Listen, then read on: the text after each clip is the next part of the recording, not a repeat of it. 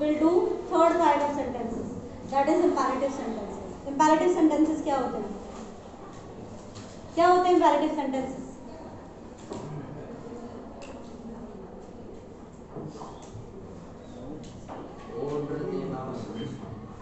वो सेंटेंसेस होते हैं जिनमें we don't need any subject, जहाँ सब्जेक्ट की जरूरत नहीं होती और उनसे सेंस आती है डिफरेंट काइंड ऑफ मोड्स, जैसे रिक्वेस्ट, ऑर्डर, कमांड। इस तरीके के सेंटेंसेस का उसका मोड क्लियर करता है कि किस मोड में वो सेंटेंसेस कहे गए।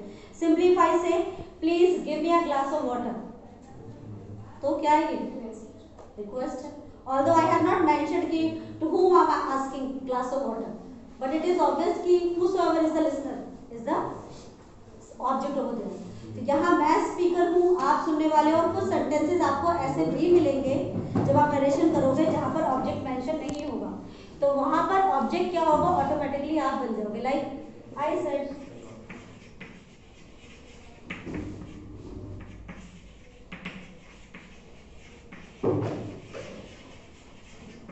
Give me a glass of water.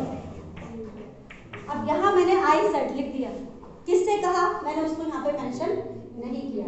तो यहाँ ये आपके लिए ऑब्वियस होना चाहिए कि यहाँ आप लिसनर हो, यानी यू इज द ऑब्जेक्ट है। तो आप क्या करेंगे? मैं क्या कहूँगी? मैंने कहा इसमें give me a glass of water, तो किस सेंस में कहा गया होगा? ऑब्वियसली बात है, मैं किसी से पानी मांगूंगी तो रिक्वेस्ट ही करूंगी। और ऑल्दो इट्स नॉट मेंशन कि यहाँ प्लीज लगा हुआ, प्लीज होगा तो क्लियर हो जाएगा। तो क्या हो जाएगा? I requested. अब यहाँ पर ये इन्वर्टेड कॉमास हट जाएंगे, कोई टू दैट नहीं लगेगा, कोई इन्वर्टेड कॉमास नहीं आएंगे, कोई इफ रादर नहीं आएगा। यहाँ सिंपली हम लगाएंगे टू, और टू के एग्जैक्टली बाद क्या होता है? First form of the verb आती है, और वर्ब क्या है यहाँ पर? गिव। ये ऑलरेडी अपनी फर्स्ट फॉर्म है। इंपैरेटिव सेंटेंसेस में आपको वर्ब हमेशा फर्स्ट फॉर्म में ही मिलेगी, तो वो आप एज इट इज लिख दोगे। To give. अब मी आ गया, कौन सा पर्सन है? First person. किसके अकॉर्डिंग चेंज होगा? सब्जेक्ट कौन है? तो यहाँ क्या रह जाएगा? सिम एज इट इज रह जाएगा।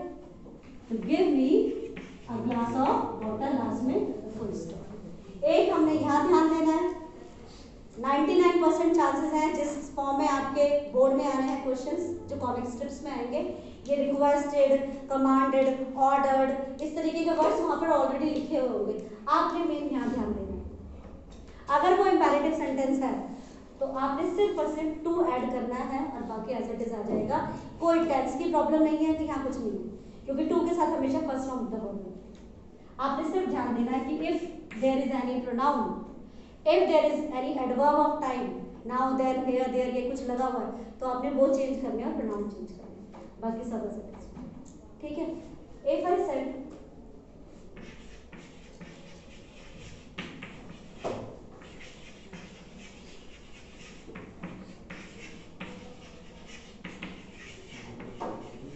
I said to Rahul, shut your mouth.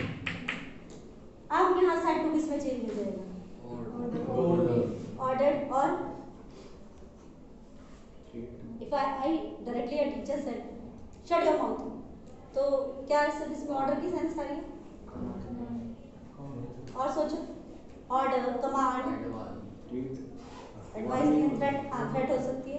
Threat का दूसरा वर्ड हम क्या यूज कर सकते हैं? वॉर्न।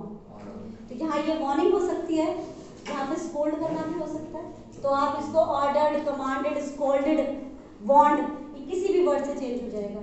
इसलिए थोड़ा दिमाग इसमें खुला रखना, जरूरी नहीं है कि वही गिने चुने ऑर्डर्ड, कमांडेड, सजेस्टेड, एडवाइस यही वर्ड्स आएंगे।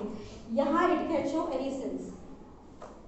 ठीक? तो वो स्कोल्डेड भी यहाँ आ सकता है, वार्नड भी यहाँ आ सकता है, थ्रेटन भी आ सकता है, तो बस आएगा, लेकिन वो थर्ड फॉर्म में, रिक्वेस्टेड, ऑर्डर्ड, सारी थर्ड फॉर्म से आएगा वो उसी फॉर्म। क्लियर है? कोई डाउट अभी में? इंपैरेटिव सेंटेंसेस हो जाएंगे। अब नेक्स्ट कौन सी काइंड बची है? एक्सक्लेमेटरी। एक्सक्लेमेटरी सेंटेंसेस क्या होते हैं? एक्सक्लेमेटरी सेंटेंसेस क्या होते हैं? These are easy to identify. क्या होता है इनके पीछे? एक्सक्लेमेशन मार्क लगा होता है।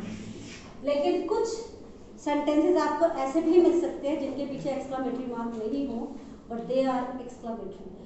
But first will talk about it only. कोई दो एग्जांपल एक्सक्लेमेटरी. वाओ, हे, ऐसे ऐसे दीज आर द लिखते वर्ड्स. हैं. ये वर्ड्स हैं.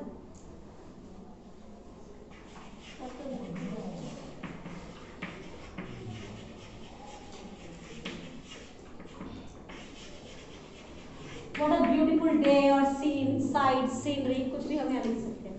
अब यहाँ पर क्योंकि वहाँ एक्सक्लेमेटरी मार्क है, तो यहाँ सेट किस में चेंज हो जाएगा? एक्सक्लेम.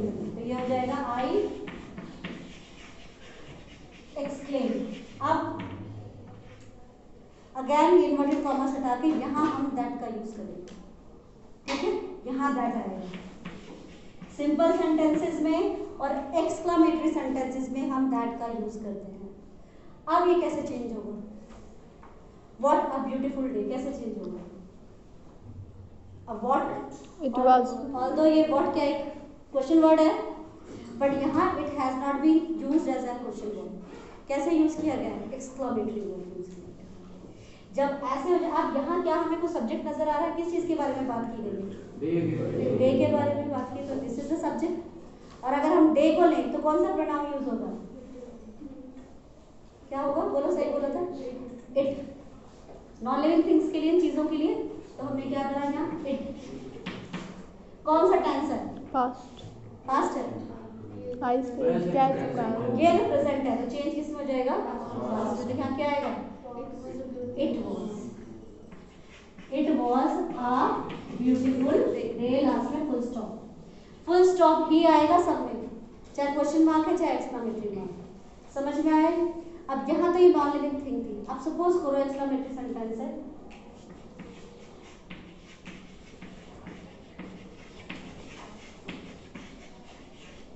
ये सेंटेंस है, हाउ ब्रेव यू आर.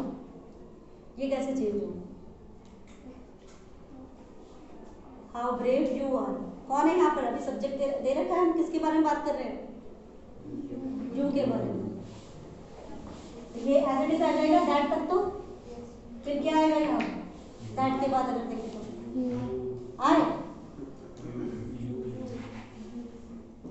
हाँ, क्योंकि यू मैंने बताया था ना कि जब यहाँ पर कोई ऑब्जेक्ट नहीं होगा तो ऑब्जेक्ट आप ही हो. तो अगर यहाँ पर यू हो तो ये यू का यू ही रह जाएगा. तो क्या बन जाएगा?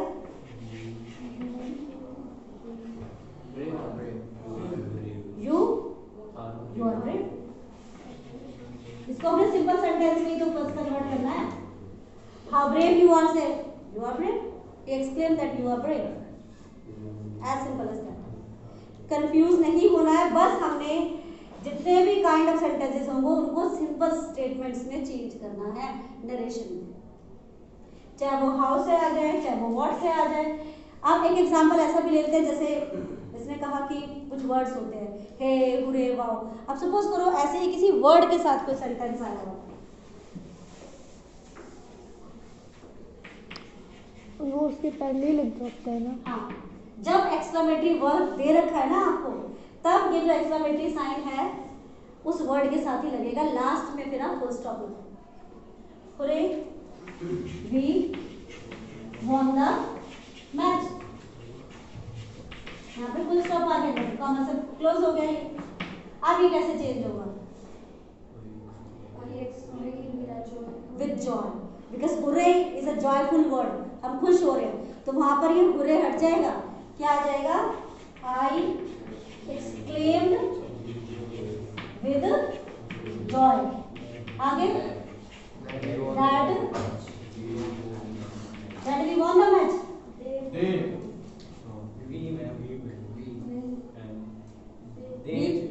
भी ठीक है क्योंकि हमने जीता है, तो I am included over there, तो ये चेंज नहीं होगा. लेकिन आगे वन का वन रहेगा. क्यों?